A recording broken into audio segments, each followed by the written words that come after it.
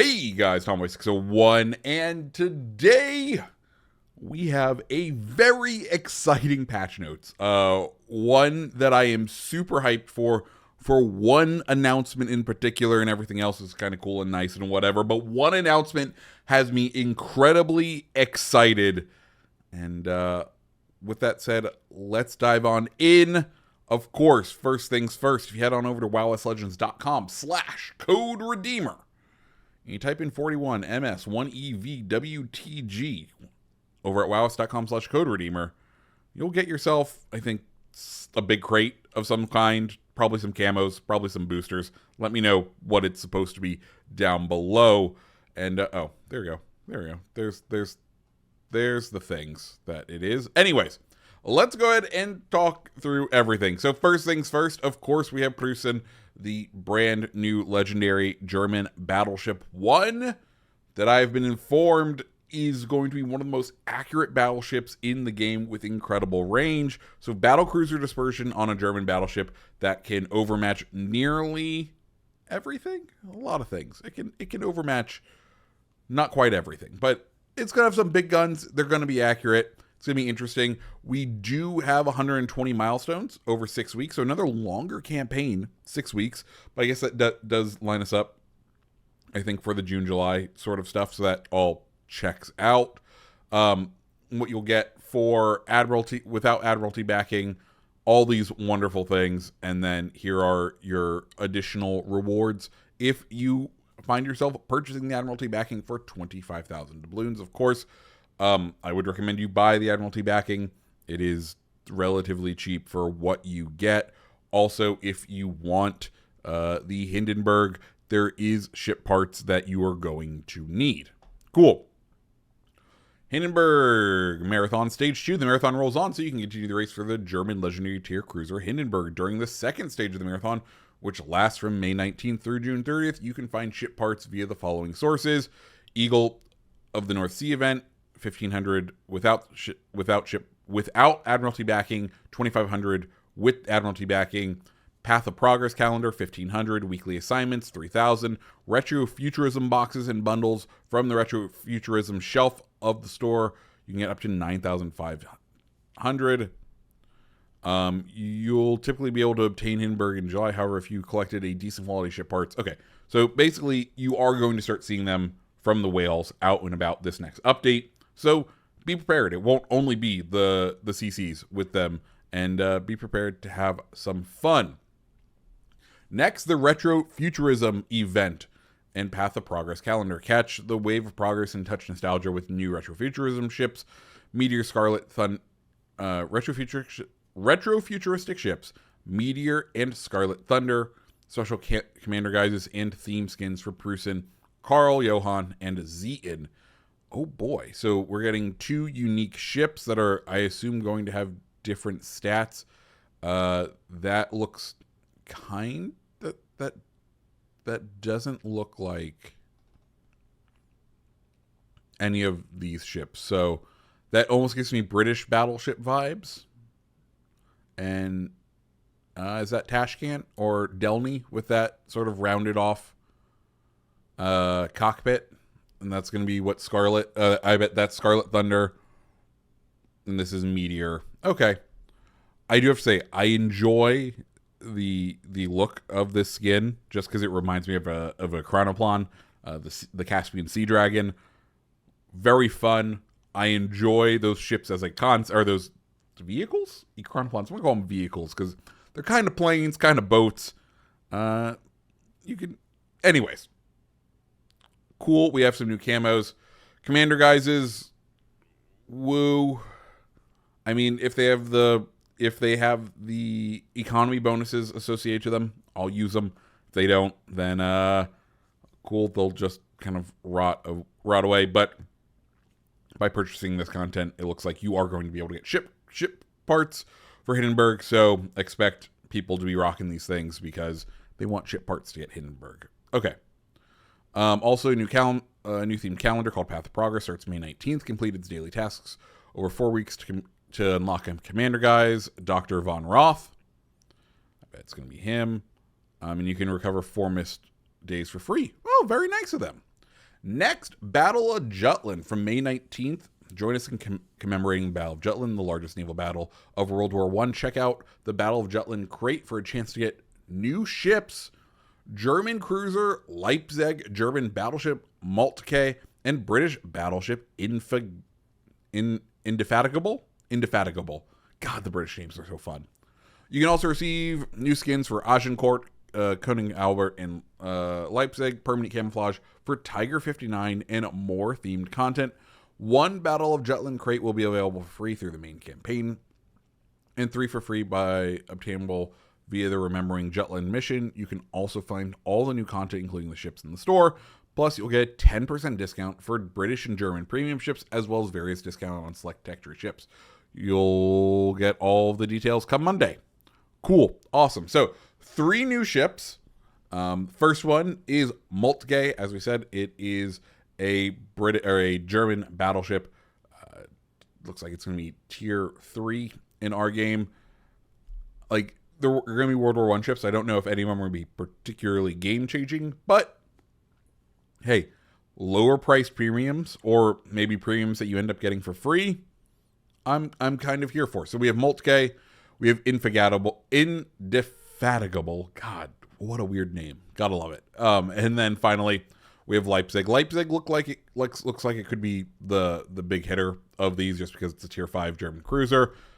That seems like it will at least perform pretty well, and people will enjoy it. So those are the 3 new ships, and it's also nice that we're going to end up getting some nice bundles, some nice bonuses with the discounts for some ships. So if you have your eye on something, might be a nice time to buy. Next, Hunt for the Bismarck. Let's remember the legendary Hunt for the Bismarck that took place in 1941 from May 26th through June 30th. This store to claim a free bundle holding a special mission, Bismarck's Last Stand. It rewards a new guise for British and German commanders. Unsinkable Sam, a cat who survived the sinking of 3 ships, including Bismarck herself. Nice. Cool. I'm down for a cat. I'm down for some cat guises. Not gonna use it, but that's fun. Thanks for the free things. Like, this is good. This is fun things. Brawl is returning. Seasons 27, 28, 29 for tier 5 battleships, tier 7 cruisers, and tier 8 battleships. Cool. Fleet Cup season 4, Warhammer 40K is back. I don't think there's not going to be anything new, but hey, they're going to be back on sale, and some of those guys are nice. Commemorating D-Day from June 2nd on our 81st anniversary of D-Day, and historical ships in the store, including Haida in a special camouflage featuring sunk ships counter, plus Texas, Belfast, and Bliskovica. D-Day collection crates also return. Okay, so, all the cards get French battleship Corvair. Oh, that was going to be Colbert. I was like, they finally bring back Colbert? You know, that legendary ship they only put on sale for one update and never have returned? No, the battleship. Okay, well, that's still nice. We'll see if people actually end up playing it. Remembering Battle of Midway. Seems like similar things, but you get free camos for completing missions. Great. And then comes the big news, people. The thing I am so hyped. Legends is coming to Steam. We have great news. World of Warships Legends is coming to Steam. If you want to be among the first to play the game on this platform during the closed beta testing, which will take place at May 23rd through the 26th, and find more details on our Steam page in a dedicated article coming out later today.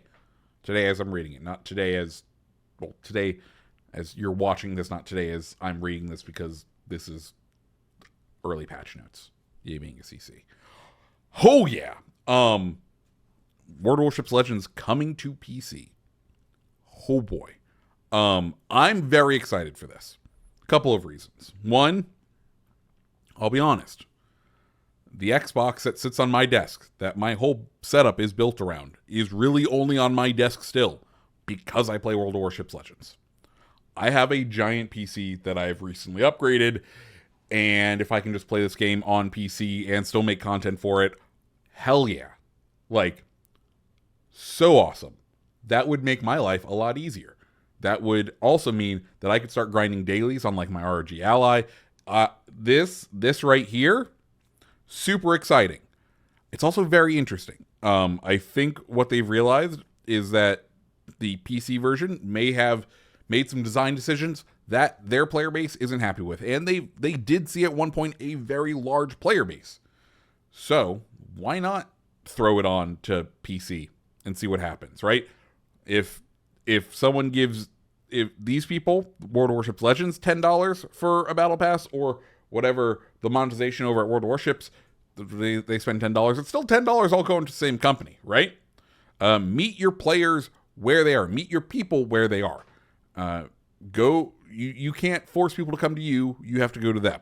And this is an example of that. And it has me excited because, the target demographic for this game is older people. Not, I'm 30, but is the millennial crowd. As the millennial crowd grows, their tastes may change. Now, one interesting thing in market research that has come out as of recent is console gaming isn't really growing anymore. Consoles are for people who can afford them / have more disposable income, is what the market research is starting to show. And the budget-minded gamers are much more heading towards PC these days. So this could also just be a play to get more players in. Either way, I'm excited. This is exciting. I can't wait to make some, Legends using a 5080 content. It's going to be fun. Okay, cool. Codex update. They added new articles to the Codex, which has been fantastic. Thank you. Then we get into some balance changes and bug fixes. So improvements to fighter and defensive AA. We've boosted the performance of the fighter and defensive AA to make them more effective in battle. The updates include unlimited fighter attacks to increase speed and patrol radius, extra charges of defensive AA, and more. And all of this will be covered in the Ministry of Balance, which of course we have access to. Let me just click through here. I don't see anything major in the bug fixes. So let's head over to the Ministry of Balance, because there are some changes in here and some that are going to be interesting. One, making fighters useful again. Some would say making them great again. Here we go. With this update, we're improving the performance of the fighters and defensive AA consumables. So the changes coming to fighters. Their number of attacks is now unlimited. They will return to patrolling after attacking or continue chasing and attacking until all fighters are destroyed or the consumable duration expires. Great. This is fantastic. It makes them useful, especially when aircraft carriers have unlimited ship printers. This makes sense. Patrol radius has been increased by 2 kilometers. Duration of automatic or classic fighters chasing a target has been reduced from 40 seconds to 25. This allows them to engage multiple times and prevents them from getting stuck on a single group of planes. Interesting. The speed of all fighters now has been increased by approximately 55%, but not exceeding 270 knots. The lower a fighter initial speed was, the greater the speed boost it receives. Some of the slowest saw an increase of 100%. Interesting. The consumable duration for most variants has been reduced. For classic non-carrier fighters, it was decreased by 30 to 35 seconds. For aircraft carrier automatic fighters, the duration was reduced from 10 to 2.5 minutes. Okay. Special icon will appear when you're controlling your planes in a zone with enemy fighters. An orange icon indicates that patrolling fighters are present in your area, while a red icon means they are about to attack you. Fighters can now attack even before entering the patrol radius. Awesome. Fighters are actually a defensible thing now. I'm excited to see how this goes. Also, another buff has been for defensive AA. Defensive AA consumables at least 1 additional charge across all ships. Some ships receiving even greater buffs. ZF6 and Ubari now have 3 charges. Kansas and Minnesota now have 4 charges. Very nice to see. Cooldown time has been reduced by up to 140 seconds for ships with 3 charges and up to 120 seconds for those with 4 charges. So, okay, they're making some improvements here. Consumable duration also has been reduced to 25 seconds, except for Nicholas and Charles F. Hughes, who has been down to 20 seconds. Okay, cool. So those are the fighter changes.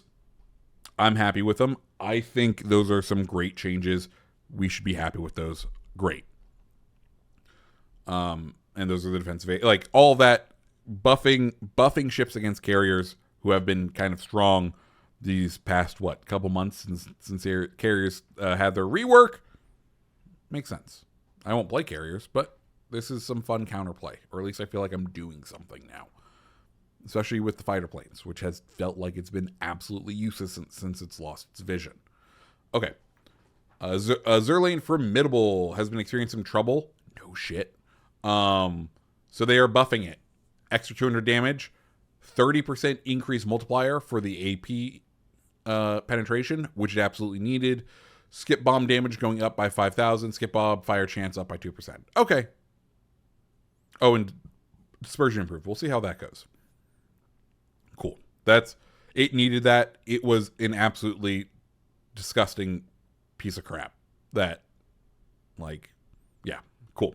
Carnot, French cruisers, armed with multiple secondary guns. We decided to buff, making Carnot stronger. Secondary gun battery range going up to 7 kilometers. HE shell penetration from 25 going up to 25 millimeters and 139 millimeters. Nice. Dispersion being improved by 32% and added. Okay. So overall, just a nice small rework. Also adding secondary targeting, giving you a choice between multiple consumables. Cool. That all makes sense. Carnot, been a bit of a weird ship. At least this gives it somewhat of a unique flavor. Tiger 59. She is now getting a main battery dispersion improvement by 49.5%. Hallelujah, because this ship, like, you would get into situations with it. You're like, I could win if I could hit targets, and now they're making her as accurate as Elbing or Z31. Beautiful. I already have a soft spot for Tiger 59. I know it's a terrible ship, but it has battleship grade armor at its tier. So how could it be bad? How could it be bad? No, but I enjoy Tiger 59. I look forward to this buff. Cool. Marco Polo. Italian battleships will definitely benefit from improved SAP shells, making her more endurable in battle. SAP alpha damage up to 14,400. Reload down for 2 seconds. Detectability range by sea while firing in smoke has been reduced. Cool. Similar buff going to Centurion. Coning Albert getting some buffs, though, I don't think people are really going to be playing that ship much, but getting its secondaries increased to 5.5. Cool. Ignis Pergrito getting a main battery reload buff. Cool. Napoli B, secondary battery range going up to 6 to match the original version. That makes sense. Gascon, Burgoyne, and Jean Bart all getting changes. Their barbette armor is being extended. We'll have to see how that changes, but small armor buffs to a bunch of ships. And if you want to read through all of them, you're more than welcome to. But guys, those are the patch notes for this update. Like I said, the Steam update is incredibly exciting to me. I can't wait to play Legends on PC. I'll still play on Xbox a little bit, but if they launch it, assuming there's account migration, you're probably going to see me over on playing on PC. Anyways, guys, if you liked this video, make sure you hit the like button, hit the subscribe button, and I hope you have a fantastic rest of your day. See ya.